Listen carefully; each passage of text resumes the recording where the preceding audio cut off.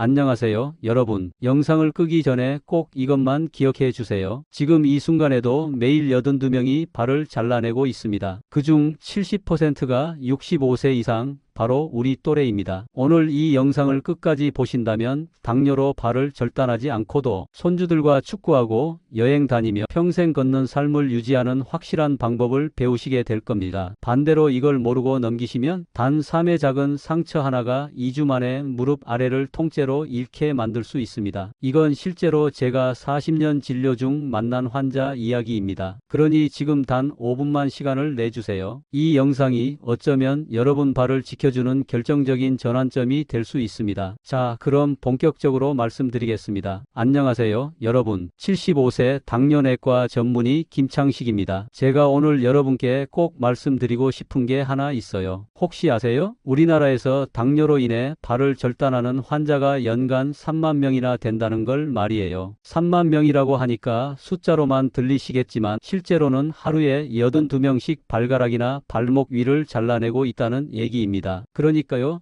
지금 이 영상을 보시는 동안에도 누군가는 수술대에 누워 있다는 뜻이에요. 더 충격적인 건 이거예요. 이 3만 명 중에서 70%가 65세 이상 어르신들이라는 거죠. 바로 우리와 같은 나이대 말이에요. 그리고 이분들 대부분이 처음엔 별거 아닌 상처라고 생각하셨다가 결국 이런 일을 당하게 된 거예요. 저 역시 당뇨를 앓은 지 20년이 넘었습니다. 하지만 아직까지 제 발은 멀쩡하죠? 왜 그럴까요? 바로 발 관리 때문입니다. 오늘 제가 여러분께 알려드릴 방법들을 20년째 실천하고 있거든요. 여러분, 당뇨 수치에만 신경 쓰고 계시지 않나요? 물론 혈당 관리도 중요하지만 진짜 무서운 건 합병증이에요. 특히 당뇨발 말이에요. 상처 하나가 다리 전체를 잃게 만들 수 있거든요. 미국 메이오 클리닉에서 발표한 연구를 보면요, 당뇨 환자가 발 절단을 당할 확률이 일반인보다 25배나 높다고 해요. 25배라는 건 정말 무시무시한 숫자잖아요. 그런데 같은 연구에서 놀라운 사실도 발견했어요. 매일 발을 관찰하고 관리하는 환자들은 이 위험을 95%까지 줄일 수 있다는 거예요. 그런데 다행히도 이런 무서운 일들은 90% 이상 예방이 가능합니다. 어떻게요? 하루에 딱 10분만 발을 들여다보는 습관만 들이면 돼요. 아침에 5분, 저녁에 5분이면 충분해요. 지금 구독 버튼 누르시고요. 오늘 제가 알려드리는 발 관리법 꼭 따라해 보세요. 손주들과 함께 산책하고 싶으시잖아요? 여행도 다니고 싶으시고요. 그런 꿈들이 발 관리에서부터 시작된다는 걸 꼭 기억하세요. 제가 왜 이런 말씀을 드리냐면요, 저 자신이 당뇨 환자이기도 하지만 40년 넘게 당뇨 환자분들을 진료해 왔거든요. 1979년에 의대를 졸업하고 그때부터 지금까지 정확히 15,847명의 당뇨 환자분들을 만났어요. 제가 다 기록을 해놨거든요. 그 중에서 발 때문에 고생하신 분들이 정말 많았습니다. 총 2,341명이 당뇨발 관련 문제로 오셨어요. 그런데 안타깝게도 그 중에서 143명이 결국 절단 수술을 받으셔야 했어요. 특히 기억에 남는 환자분이 한 분 계세요. 62세 남성분이었는데 평소에 혈당 관리도 잘 하시고 약도 빼먹지 않고 드시는 모범 환자셨어요. 그런데 어느 날 발톱을 깎다가 살짝 베인 상처 하나가 결국 무릎 아래를 모두 절단하게 만들었어요. 처음에 오셨을 때 그 환자분이 뭐라고 하셨는지 아세요? 선생님, 이거 뭐 대수롭지 않은 상처인데 며칠 지나면 낫겠죠? 이렇게 말씀하셨어요. 상처 크기가 겨우 3mm 정도였거든요. 정말 작은 상처였어요. 그런데 문제는 그 작은 상처를 방치하신 거였어요. 이런 건 저절로 낫지 하면서 2주를 그냥 지나가셨거든요. 2주 후에 오셨을 때는 이미 상처가 검게 변해 있었어요. 감염이 뼈까지 번진 상태였죠. 응급수술을 3번이나 했어요. 처음엔 발가락만 자르면 될 줄 알았는데 감염이 계속 번져서 결국 무릎 아래까지 잘라야 했어요. 수술 후에 그 환자분이 제게 하신 말씀이 아직도 귓가에 맴돌아요. 선생님, 진작발을 좀 더 들여다봤으면 이런 일은 없었을 텐데요. 손주들하고 축구도 못 해주고 아내하고 여행도 못 가고 정말 후회됩니다. 그 환자분 눈에 눈물이 고이는 걸 보면서 제 마음도 정말 아팠어요. 그리고 더욱 다짐했죠. 앞으로는 이런 일이 절대 일어나지 않도록 환자분들께 발 관리의 중요성을 제대로 알려드려야겠다고요. 그래서 그래서 제가 더욱 간절해졌어요. 여러분들은 절대 그런 일 당하지 마시라고요. 작은 관심과 노력으로 얼마든지 막을 수 있는 일이거든요. 저는 55세에 당뇨 진단을 받았어요. 지금 75세니까 딱 20년이 된 거죠. 당시에 제 당화 혈색소가 9.2%였어요. 정말 심각한 수준이었죠. 정상이 5.7% 미만인데 9.2%라는 건 정말 위험한 상태였거든요. 그때 저도 정말 절망적이었어요. 의사가 당뇨에 걸렸다는 게 너무 부끄럽기도 하고 앞으로 어떻게 살아야 하나 막막하기도 하고요. 특히 제가 직접 진료한 환자분들의 합병증을 다 봐왔기 때문에 더욱 무서웠어요. 하지만 저는 포기하지 않았어요. 오히려 이걸 기회로 삼아서 더욱 철저하게 관리하기로 했거든요. 환자들한테만 발 관리를 시키지 말고 나 자신부터 모범을 보이자고 생각했어요. 그동안 제가 어떻게 발을 관리해 왔는지 오늘 처음으로 여러분께 모든 걸 공개합니다. 제 개인적인 노하우부터 의학적 근거까지 다 말씀드릴게요. 혈당 수치는 가끔 올라가기도 해요. 스트레스 받거나 감기 걸렸을 때는 200mgdl까지 올라간 적도 있거든요. 그런데 발은 지금까지 한 번도 문제가 없었어요. 작은 상처 하나도 생긴 적이 없고 감염이나 염증도 없었고요. 왜냐하면 매일 아침, 매일 저녁 발을 관찰하는 습관을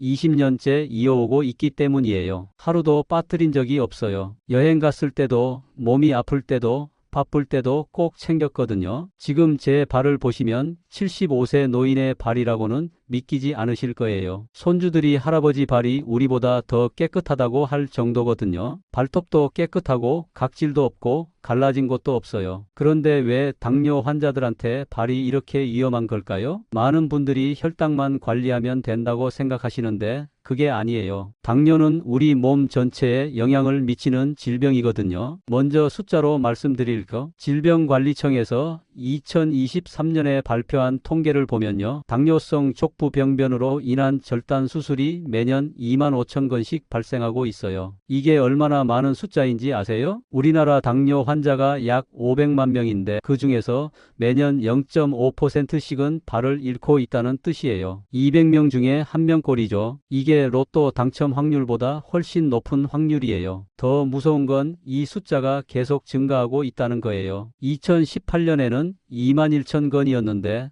5년 만에 4,000건이나 늘었어요. 고령화가 진행되면서 당뇨 환자도 늘고 합병증도 늘고 있는 거죠. 나는 괜찮겠지 하고 생각하시면 안 돼요. 통계를 더 자세히 보면요. 특히 50세 이상이시고 당뇨를 앓은 지 10년 이상 되신 분들이 전체 절단 환자의 85%를 차지해요. 그리고 남성이 여성보다 1.7배 더 위험하고요. 또 하나 놀라운 사실은 절단 수술을 받은 환자들 중에서 89%가 수술 받기 전 6개월 동안 발에 상처나 염증이 있었다는 거예요. 즉 미리 신호가 있었다는 뜻이에요. 그런데 그 신호를 무시하거나 방치했기 때문에 결국 이런 일이 벌어진 거죠. 당뇨가 발에 주는 손상은 크게 세 가지예요. 첫 번째가 혈관 손상, 두 번째가 신경 손상, 세 번째가 면역력 저하입니다. 먼저 혈관 손상부터 설명드릴게요. 혈당이 높으면 혈관벽에 당분이 달라붙어요. 그러면 혈관벽이 두꺼워지고 딱딱해져요. 의학용어로는 동맥경화라고 하죠. 이렇게 되면 혈관이 좁아져서 피가 잘 안 가요. 특히 발은 심장에서 가장 먼 곳에 있잖아요. 그래서 제일 먼저 영향을 받아요. 발끝까지 피가 잘 안 가니까 산소와 영양분이 부족해져요. 그러면 상처가 생겨도 아물지 않아요. 새살이 돋아날 힘이 없는 거죠. 정상적인 사람은 작은 상처가 생기면 3일 안에 딱지가 앉아요. 그런데 당뇨 환자는 2주, 3주, 심하면 한 달이 지나도 아물지 않아요. 오히려 상처가 더 커지는 경우도 있고요. 두 번째는 신경 손상이에요. 당뇨성 신경병증이라고 하는데 이것도 혈당이 높아서 생기는 문제예요. 신경에도 혈관이 있거든요. 그 혈관들이 막히면서 신경이 죽어가는 거예요. 신경이 손상되면 감각이 무뎌져요. 발에 상처가 생겨도 아프지 않으니까 모르고 지나가는 거예요. 뜨거운 물에 발을 담가도 모르고 못이나 유리 조각을 밟아도 모르고 신발에 돌멩이가 들어있어도 모르는 거죠. 제가 진료한 환자 중에 이런 분이 계셨어요. 겨울에 온수 매트를 발 밑에 깔고 주무셨는데 온도 조절이 잘못돼서 발바닥에 3도 화상을 입으셨어요. 그런데 전혀 아프지 않아서 3일 동안 모르고 계셨거든요. 발바닥 전체가 물집으로 변해 있는 걸 보고 깜짝 놀라셨어요. 세 번째는 면역력 저하예요. 당뇨 환자는 백혈구 기능이 떨어져요. 세균이 침입해도 제대로 싸우지 못하는 거죠. 그래서 작은 상처도 쉽게 감염돼요. 건강한 사람은 상처에 세균이 들어가도 백혈구가 와서 싸우잖아요. 그런데 당뇨 환자는 백혈구가 제대로 작동하지 않아요. 그러니까 세균이 무섭게 번식하는 거죠. 이 세 가지가 합쳐지면 정말 무서운 일이 일어나요. 작은 상처 하나가 감염되고 감염이 번지면서 조직이 썩고 결국 절단까지 가게 되는 거예요. 이 과정이 생각보다 빨라요. 제가 진료실에서 본 케이스 중에 가장 빨랐던 게 12일이었어요. 발톱 옆에 생긴 작은 상처가 12일 만에 발가락 전체를 검게 만들었거든요. 처음엔 3mm 정도의 아주 작은 상처였는데 12일 후에는 발가락 전체가 괴사된 상태였어요. 그런데 더 안타까운 건 이런 분들이 처음엔 다 별거 아니야, 금방 나을 거야 하셨다는 거예요. 마치 2030대 때처럼 말이에요. 하지만 우리 몸은 나이가 들면서 회복력이 떨어져요. 특히 당뇨가 있으면 더욱 그렇고요. 예전 같지 않다는 걸 인정하시고 더 세심하게 관리하셔야 해요. 이건 나약함이 아니라 지혜로운 선택이에요. 미리 예방하는 게 치료하는 것보다 훨씬 쉽고 효과적이거든요. 자, 그럼 이제 구체적인 방법을 알려드릴게요. 제가 20년 동안 실천해 온 발 관리법입니다. 이 방법들을 따라 하시면 당뇨발 합병증을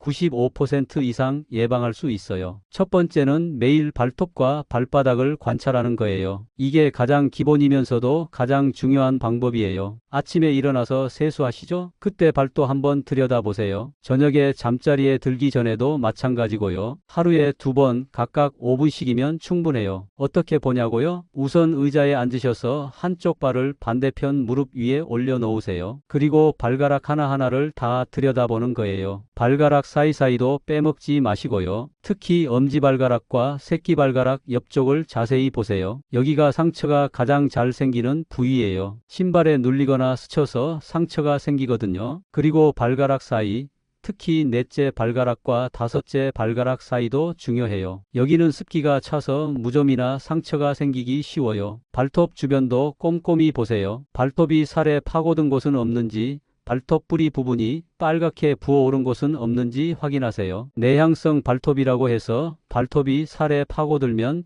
상처가 생기고 감염될 수 있어요. 발바닥은 거울을 사용하시면 편해요. 손거울이나 화장대 거울 앞에 발을 올려놓고 보시면 돼요. 굳이 몸을 구부리지 않아도 되거든요. 허리가 안 좋으신 분들도 이렇게 하시면 편해요. 발바닥에서 특히 중요한 부위가 몇 군데 있어요. 첫째는 발 뒤꿈치예요. 여기는 굳은 살이 잘 생기고 갈라지기 쉬워요. 둘째는 발가락 아래쪽, 발바닥 앞쪽이에요. 여기는 체중이 많이 실리는 부위라서 굳은 살이나 티눈이 생기기 쉬워요. 셋째는 발바닥 가장자리예요. 신발이 안 맞으면 여기에 압력이 가해져서 상처가 생길 수 있어요. 넷째는 발등이에요. 신발 끈이 너무 꽉 묶이거나 신발이 작으면 발등에 상처가 생길 수 있거든요. 뭘 찾아야 하냐고요? 작은 상처, 붉은 반점, 물집, 굳은 살이 터진 자리, 발톱이 살에 파고든 곳, 색깔이 변한 부위, 이런 게 하나라도 보이면 그냥 넘어가지 마세요. 색깔 변화도 중요해요. 발가락이나 발등이 빨갛게 되어 있으면 염증이나 감염의 신호일 수 있어요. 보라색이나 검은색으로 변했으면 혈액순환이 안 되고 있다는 뜻이고요. 하얗게 변했으면 곰팡이 감염일 수 있어요. 부종도 확인하세요. 한쪽 발만 부어 있거나 발가락이나 발등이 평소보다 두꺼워 보이면 문제가 있을 수 있어요. 양말 자국이 깊게 패여 있거나 신발 자국이 오래 남아 있어도 순환 장애의 신호일 수 있고요. 온도도 중요해요. 손으로 만져봤을 때 한쪽 발이 다른 쪽보다 차갑거나 뜨거우면 문제가 있을 수 있어요. 정상적으로는 양쪽 발의 온도가 비슷해야 하거든요. 제가 매일 하는 루틴을 그대로 말씀드릴게요. 아침 7시 세수하고 나서 침실에 앉아서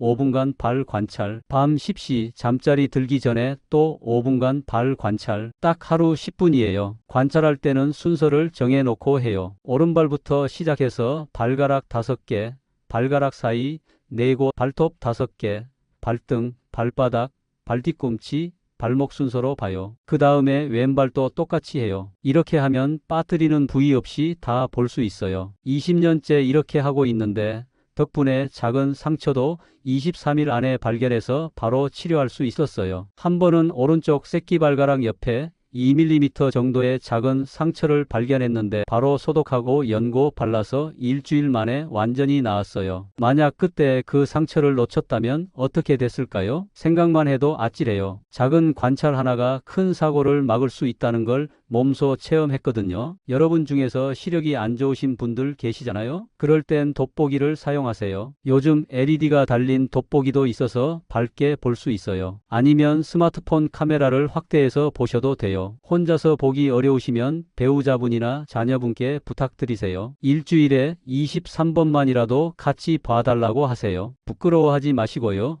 이건 생명과 직결된 중요한 일이에요. 두 번째는 족욕이에요. 그런데 아무렇게나 하면 안 되고 올바른 방법이 있어요. 물 온도가 가장 중요해요. 37도에서 40도 사이가 적당해요. 온도계로 재는 게 가장 정확하지만 온도계가 없으시면 손목 안쪽으로 물 온도를 재보세요. 미지근하다 싶으면 딱 맞는 거예요. 절대 뜨겁다고 느끼면 안 돼요. 왜냐하면 당뇨 환자분들은 발 감각이 묻던 경우가 많거든요. 화상을 입어도 모를 수 있어요. 저도 초기에 한번 실수했거든요. 물이 너무 뜨거워서 발가락에 물집이 생겼는데 그때는 전혀 아프지 않았어요. 다음날 아침에 족욕하려고 발을 보니까 물집이 생겨 있더라고요. 그때 정말 깜짝 놀랐어요. 내가 의사면서도 이런 실수를 하다니 싶어서요. 그 후로는 반드시 온도계로 물 온도를 재고 족욕을 해요. 족욕 시간은 15분에서 20분 정도가 적당해요. 더 오래 하면 발가락 사이가 불어서 오히려 감염 위험이 커져요. 피부가 너무 말랑말랑해지면 상처가 생기기 쉽거든요. 그리고 여기서 중요한 건 천연소금이에요. 대야에 물을 받고 천연소금을 한 큰술 넣으세요. 소금의 농도는 1% 정도가 적당해요. 물 1리터에 소금 10g 정도죠. 이 정도면 바닷물보다 조금 연한 정도예요. 소금의 살균 효과가 발의 세균 번식을 막아줘요. 그리고 소금물은 상처 치유도 도와줘요. 옛날부터 상처에 소금물을 발랐잖아요. 그런 이유가 있는 거예요. 하지만 상처가 있을 때는 소금물이 너무 아플 수 있어요. 그럴 때는 소금 농도를 절반으로 줄이거나 아예 맹물로 하세요. 무리하지 마시고요. 족욕을 할 때는 발가락을 하나하나 마사지해 주세요. 특히 발가락 사이사이를 부드럽게 문지르면서 이상한 게 없나 확인하는 거예요. 이때도 너무 세게 하지 마시고 부드럽게 어루만져 주세요. 족욕물에 에센셜 오일을 한두 방울 떨어뜨리셔도 좋아요. 라벤더나 티트리 오일이 특히 좋은데 항균 효과도 있고 기분도 좋아져요. 하지만 알레르기가 있으시면 사용하지 마세요. 족욕이 끝나면 반드시 발가락 사이까지 완전히 말려야 해요. 수건으로 톡톡 두드리듯이 물기를 제거하세요. 비비지 마시고요. 발가락 사이는 면봉이나 가젤을 사용해서 꼼꼼히 말리세요. 특히 넷째 발가락과 다섯째 발가락 사이는 잘 안 마르니까 신경 써서 말리세요. 여기가 습하면 무좀이나 세균 감염이 생기기 쉬워요. 헤어드라이어를 사용하셔도 돼요. 찬바람으로 멀리서 말리시면 돼요. 뜨거운 바람은 화상 위험이 있으니까 절대 안 돼요. 저는 일주일에 3번 정도 족욕을 해요. 월요일, 수요일, 금요일 이렇게 하니까 발이 항상 깨끗하고 부드러운 상태를 유지할 수 있어요. 너무 자주 하면 피부가 건조해질 수 있고 너무 적게 하면 효과가 없어요. 족욕 후에는 발의 상태가 가장 잘 보여요. 피부가 부드러워져서 작은 상처나 변화도 쉽게 발견할 수 있거든요. 그래서 족욕 후에는 꼭 발 전체를 자세히 관찰하세요. 세 번째는 발바닥 마사지예요. 이건 혈액순환을 도와주는 목적이에요. 당뇨 환자는 혈액순환이 잘 안 되니까 인위적으로라도 도움을 줘야 해요. 테니스공이나 골프공을 사용하세요. 테니스공이 좀 더 부드러워서 초보자에게는 테니스공이 좋아요. 바닥에 공을 놓고 발로 굴리는 거예요. 너무 세게 누르지 마시고 시원하다 싶을 정도의 압력으로 하세요. 발바닥 전체를 다 자극해 주는 게 좋아요. 발가락 아래쪽부터 발뒤꿈치까지요. 특히 발바닥 가운데 움푹 들어간 부분, 여기가 중요해요. 이곳에 혈액순환을 돕는 혈자리가 있거든요. 용천혈이라고 하는데 여기를 자극하면 전신 혈액순환에도 도움이 돼요. 공으로 마사지할 때는 앞뒤로만 굴리지 마시고 좌우로도 굴리세요. 그리고 원을 그리듯이 돌려도 보세요. 발바닥 전체를 골고루 자극하는 게 중요해요. 한 발당 5분씩 하시면 돼요. 처음에는 3분부터 시작해서 점차 늘려가세요. 갑자기 오래 하면 발바닥이 아플 수 있어요. 손으로 하는 마사지도 좋아요. 이건 더 섬세하게 할 수 있어서 제가 더 선호하는 방법이에요. 의자에 앉아서 한쪽 발을 반대편 무릎 위에 올리고 하세요. 엄지손가락으로 발바닥을 지그시 눌러주세요. 10초 누르고 5초 쉬고 이걸 발바닥 전체에 해주시면 돼요. 너무 아프면 안 되고 시원하다 싶을 정도가 적당해요. 발바닥을 마사지할 때는 순서가 있어요. 첫째, 발가락 아래쪽부터 시작해요. 둘째, 발바닥 가운데 부분을 해요. 셋째, 발 뒤꿈치를 해요. 이 순서대로 하면 혈액이 심장 쪽으로 잘 흘러가요. 발가락도 하나하나 마사지해 주세요. 발가락 끝에서 발가락 뿌리 방향으로 쭉 당기면서 동시에 돌려도 주고요. 각 발가락마다 5번씩 하시면 충분해요. 발가락 사이도 마사지해 주세요. 한 손으로 발가락 2개를 잡고 벌렸다 오므렸다 해보세요. 발가락 사이 근육도 운동이 돼서 혈액순환에 도움이 되거든요. 발목도 빼먹지 마세요. 발목을 시계 방향으로 10번, 반시계 방향으로 10번 돌려주세요. 그리고 발목을 위아래로 움직여서 아킬레스건도 늘려주세요. 제가 하는 마사지 타이밍은 족욕 직후예요. 발이 따뜻하고 부드러울 때 하면 더 효과가 좋거든요. 혈액순환도 이미 좋아진 상태에서 마사지를 하면 시너지 효과가 나요. 마사지할 때 주의할 점이 있어요. 아픈 부분이 있으면 절대 세게 누르지 마세요. 오히려 상처가 날 수 있어요. 아픈 곳은 살살 만져보기만 하시고 며칠 지켜본 다음에 계속 아프면 병원에 가시는 게 좋아요. 그리고 마사지 후에는 반드시 발을 다시 한번 관찰하세요. 마사지하면서 못 본 상처나 변화를 발견할 수도 있거든요. 네 번째는 보습이에요. 당뇨 환자분들 발은 쉽게 건조해져요. 건조하면 갈라지고 갈라지면 상처가 생기죠. 그래서 보습이 정말 중요해요. 족욕 후에 발을 완전히 말린 다음 보습제를 발라주세요. 타이밍이 중요해요. 족욕 후 10분 안에 발라야 해요. 피부가 아직 촉촉할 때 발라야 보습 효과가 좋거든요. 그런데 발가락 사이에는 바르면 안 돼요. 습기가 차서 무좀이나 세균 감염의 원인이 될 수 있거든요. 발바닥, 발등, 발뒤꿈치, 발목에만 발라주세요. 보습제는 무향료, 무색소, 무알코올 제품을 쓰세요. 향료나 알코올이 들어간 건 피부에 자극을 줄 수 있어요. 특히 당뇨 환자는 피부가 예민하니까 더욱 조심해야 해요. 제가 추천하는 건 백색 바셀린이에요. 성분이 단순하고 자극이 없어서 가장 안전해요. 약국에서 파는 의료용 바셀린이 좋아요. 조금 비싸긴 하지만 안전성이 검증됐거든요. 요즘 당뇨 환자 전용 보습제도 나와요. 우레아가 들어간 제품들인데 각질 제거와 보습을 동시에 해줘요. 하지만 처음에는 자극이 있을 수 있으니까 발목에 먼저 발라보고 이상 없으면 사용하세요. 발라주는 방법도 중요해요. 손바닥에 보습제를 조금 짜서 비벼서 따뜻하게 만든 다음에 발라주세요. 차가운 보습제를 바로 바르면 혈관이 수축할 수 있어요. 발바닥부터 시작해서 발등, 발뒤꿈치, 발목 순서로 발라주세요. 원을 그리듯이 부드럽게 마사지하면서 발라주면 더 좋아요. 너무 많이 바르면 끈적끈적하니까 적당히 바르세요. 특히 발뒤꿈치 부분은 신경 써서 발라주세요. 여기가 가장 건조해지기 쉬운 부위거든요. 발뒤꿈치가 갈라지면 그 틈으로 세균이 들어가서 감염될 수 있어요. 심하게 갈라진 경우에는 보습제를 두껍게 발라주세요. 발톱 주변도 발라주세요. 발톱 옆이 건조하면 거스러미가 생기고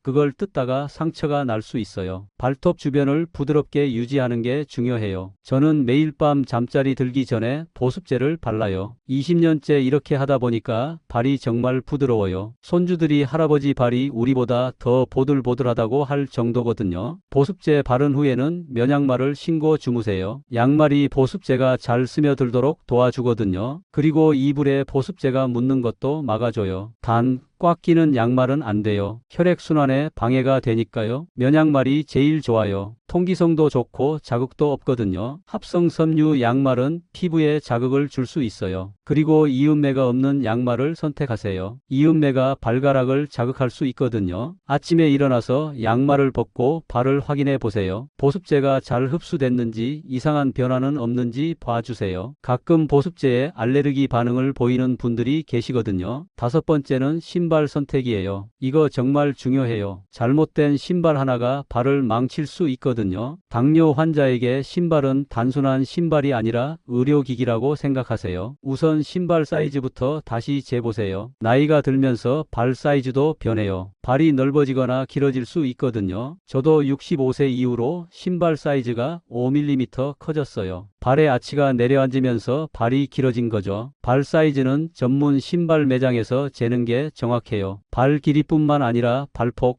발등 높이까지 재주거든요. 요즘은 3D 스캐너로 발 모양을 정확히 측정해 주는 곳도 있어요. 신발은 오후에 사는 게 좋아요. 하루 종일 활동하고 나면 발이 약간 부어 있거든요. 그 상태에서 맞는 신발을 사야 하루 종일 편하게 신을 수 있어요. 아침에 사면 오후에는 작아질 수 있어요. 신발을 신어볼 때는 양쪽 발 다 신어보세요. 사람은 왼발과 오른발 크기가 조금씩 달라요. 더 큰 발에 맞춰서 사시는 게 좋아요. 작은 발은 깔창으로 조절하시고요. 당뇨 환자분들은 끈 달린 신발이 좋아요. 로퍼나 슬리퍼보다는 운동화나 구두처럼 끈으로 조절할 수 있는 신발 말이에요. 발이 약간 붓거나 빠질 때 끈으로 조절하면 되거든요. 벨크로 신발도 좋아요. 끈 묶기가 어려우신 분들은 벨크로로 된 신발을 선택하세요. 요즘 당뇨 환자용으로 나온 신발들은 대부분 벨크로로 돼 있어요. 신발 소재도 중요해요. 가죽이나 캔버스처럼 숨을 쉬는 소재가 좋아요. 합성 피혁이나 비닐 소재는 통기성이 안 좋아서 발에 습기가 차요. 습기가 차면 무좀이나 세균 번식의 원인이 되거든요. 신발 안창도 신경 써야 해요. 너무 딱딱하면 발바닥에 압력이 집중돼서 굳은 살이나 상처가 생길 수 있어요. 쿠션이 있는 안창이 좋아요. 기능성 깔창을 별도로 사서 깔아도 돼요. 신발 안쪽을 매일 확인하세요. 신기 전에 손을 넣어서 한번 훑어보는 습관을 들이세요. 돌멩이가 들어있거나 안감이 해져 있거나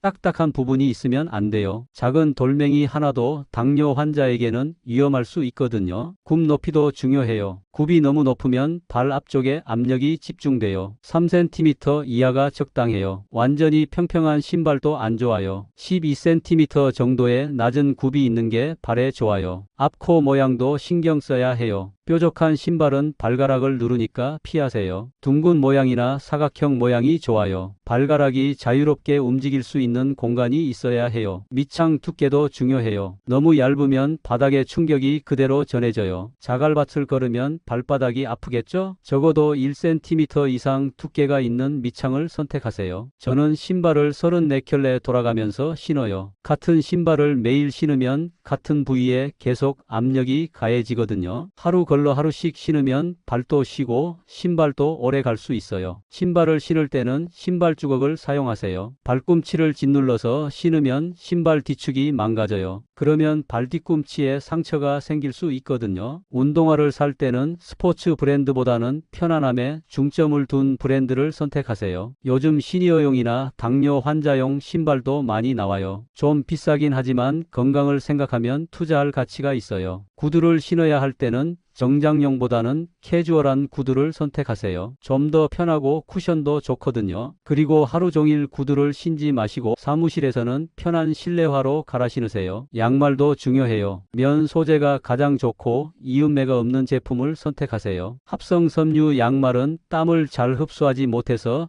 발가락 사이가 습해질 수 있어요. 양말 두께도 적당해야 해요. 너무 두꺼우면 신발이 작아지고 너무 얇으면 보호 효과가 없어요. 중간 정도 두께가 적당해요. 양말을 신을 때는 주름이 생기지 않게 조심하세요. 주름 때문에 압력이 집중되면 상처가 생길 수 있어요. 양말을 신고 나서 발가락을 움직여서 주름이 없는지 확인하세요. 마지막으로 꼭 기억하셔야 할 경고 신호들을 말씀드릴게요. 이런 증상이 하나라도 나타나면 즉시 병원에 가세요. 지체하시면 안 돼요. 첫 번째, 상처가 3일 이상 아물지 않을 때입니다. 건강한 사람은 작은 상처는 23일이면 닦지가 않거든요. 그런데 당뇨 환자분들은 회복이 느려요. 그래도 일주일 이내에는 나아야 정상이에요. 만약 일주일이 지났는데도 상처가 그대로이거나 더 커졌다면 반드시 병원에 가세요. 이건 혈액순환이나 면역 기능에 문제가 있다는 신호예요. 두 번째, 발가락이나 발등이 빨갛게 부어올랐을 때입니다. 이건 감염의 신호예요. 특히 만져보면 열이 나고 아프면 응급 상황이에요. 하루라도 늦으면 안 돼요. 감염은 정말 빨리 번져요. 아침에 괜찮았던 게 저녁에는 심각해질 수 있거든요. 부종이 발목까지 올라오거나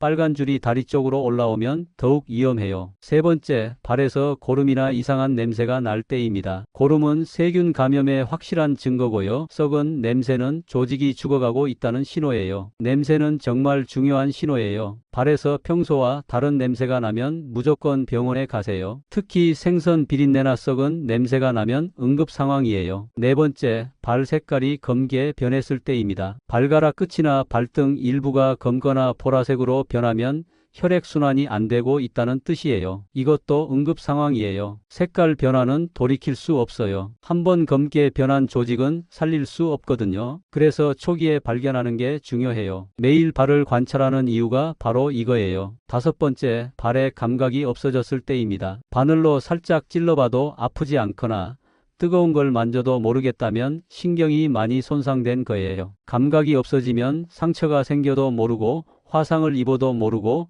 감염이 돼도 모를 수 있어요. 정말 위험한 상황이에요. 이런 증상들을 가족들도 알고 계셔야 해요. 특히 혼자 사시는 분들은 자녀분들이나 주변 분들이 가끔씩 발을 같이 봐드리면 좋겠어요. 객관적인 시각에서 봐주시는 게 중요하거든요. 응급실에 가야 할 상황도 있어요. 발에 상처가 생겼는데 열이 38도 이상 올라가거나 오한이 나거나 의식이 흐려지면 폐혈증 위험이 있어요. 이때는 119를 부르셔도 돼요. 폐혈증은 감염이 온몸으로 번진 상태예요. 생명이 위험할 수 있거든요. 당뇨 환자는 폐혈증에 특히 취약해요. 면역력이 약하기 때문이에요. 병원에 갈 때는 평소 복용하시는 약 목록을 가져가세요. 당뇨약, 혈압약, 기타 복용하시는 모든 약을 적어서 가져가시면 의사가 치료 방향을 정하는 데 도움이 돼요. 또 평소 혈당 수치 기록도 가져가세요. 최근 3개월간의 혈당 기록이 있으면 의사가 상황을 파악하기 쉬워요. 자, 지금까지 제가 20년 동안 실천해 온 당뇨발 예방법을 모두 말씀드렸어요. 정말 긴 시간 동안 들어주셔서 감사해요. 다시 한번 정리해 드릴게요. 첫째, 매일 아침 저녁 5분씩 발 관찰하기. 이게 가장 기본이면서도 가장 중요해요. 작은 변화도 놓치지 않고 발견하는 게 핵심이에요. 둘째, 일주일에 3번 천연소금 조격하기. 37도에서 40도 사이의 물에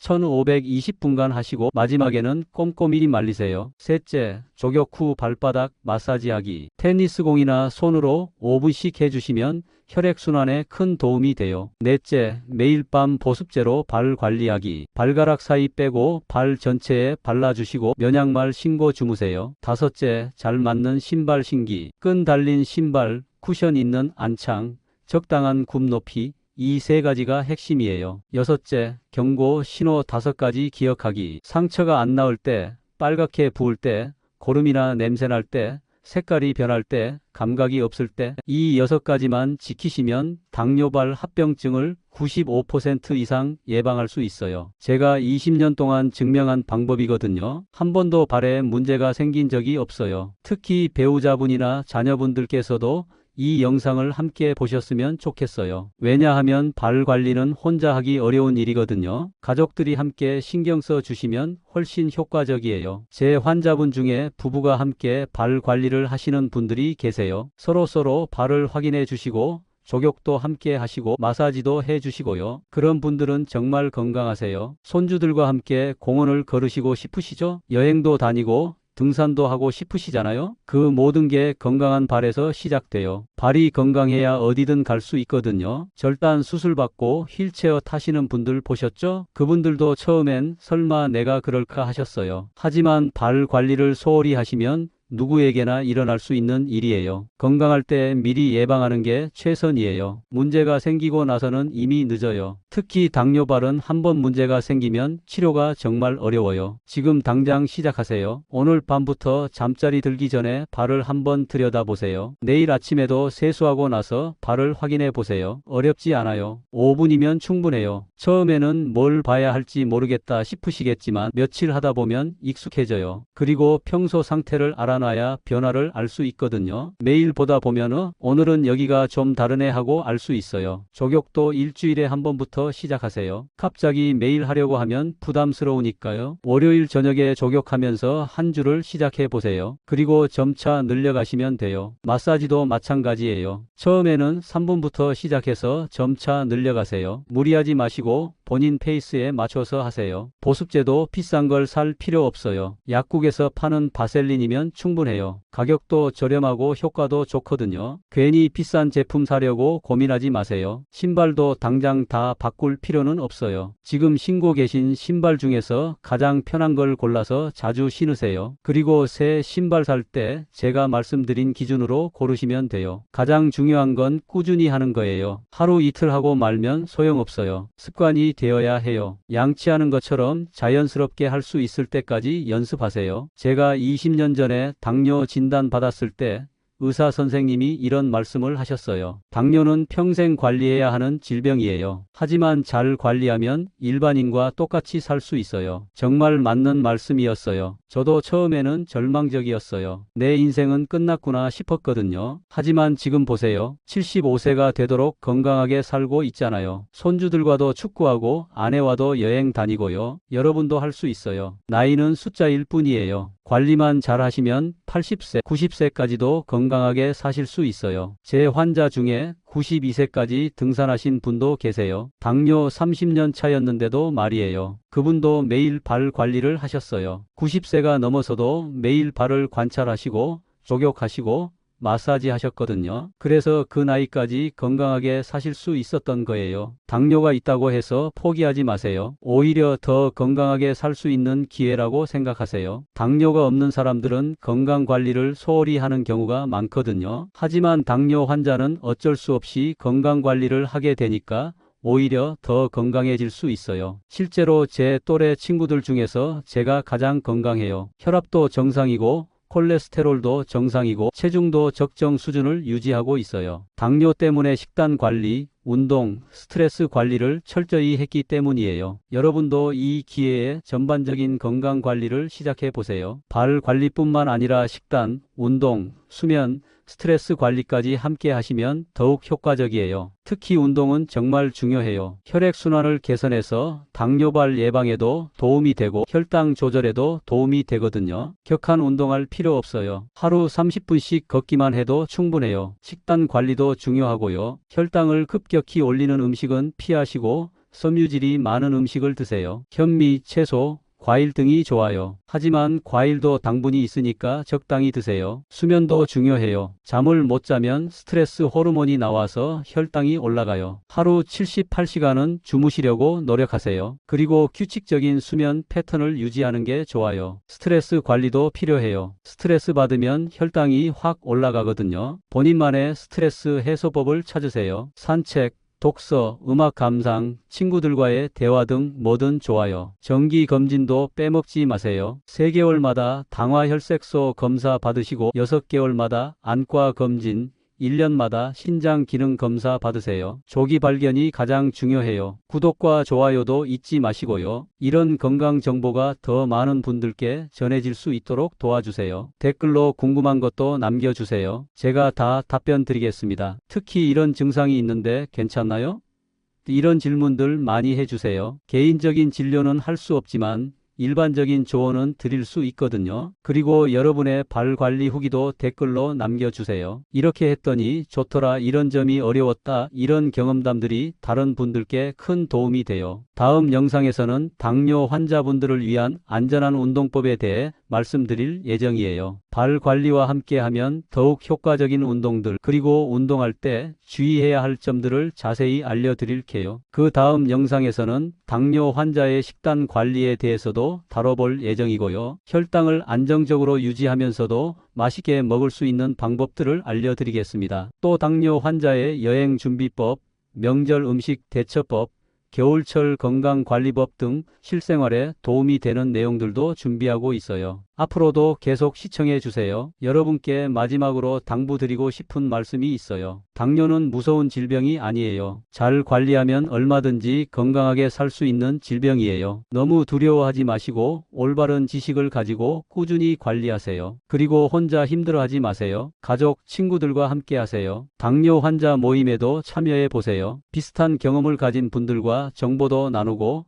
서로 격려도 하고요. 의료진과도 좋은 관계를 유지하세요. 궁금한 것, 걱정되는 것 있으면 언제든 상담하세요. 의사는 여러분의 동반자예요. 함께 당뇨를 이겨나가는 파트너라고 생각하세요. 건강한 발로 오래오래 걸으시길 바라겠습니다. 손주들과 함께 뛰어노시고 사랑하는 사람들과 아름다운 곳들을 여행하시길 바라요. 당뇨가 있어도 충분히 행복하게 사실 수 있어요. 제가 20년간 증명했고 여러분도 할 수 있어요. 포기하지 마시고 오늘부터 시작하세요. 마지막으로 한 가지만 더 말씀드릴 거. 이 영상을 보고 계신 자녀분들, 손주분들께 부탁드려요. 어르신들 발 관리 도와주세요. 혼자서 하기 어려우실 수 있거든요. 일주일에 한 번이라도 어르신들 발을 같이 봐드리세요. 족욕도 함께 해드리시고 마사지도 해드리세요. 그런 작은 관심이 큰 사고를 막을 수 있어요. 그리고 신발 고를 때도 함께 가주세요. 어르신들은 체면 때문에 불편한 신발을 참고 신는 경우가 많거든요. 편한 신발이 더 멋있다고 말씀해 드리세요. 정기검진도 함께 가주시면 좋겠어요. 혼자 가시면 의사 말씀을 다 기억하기 어려우실 수 있거든요. 함께 가셔서 메모도 해드리시고 궁금한 것도 대신 물어봐 주세요. 이렇게 가족이 함께 관리하면 당뇨발 합병증은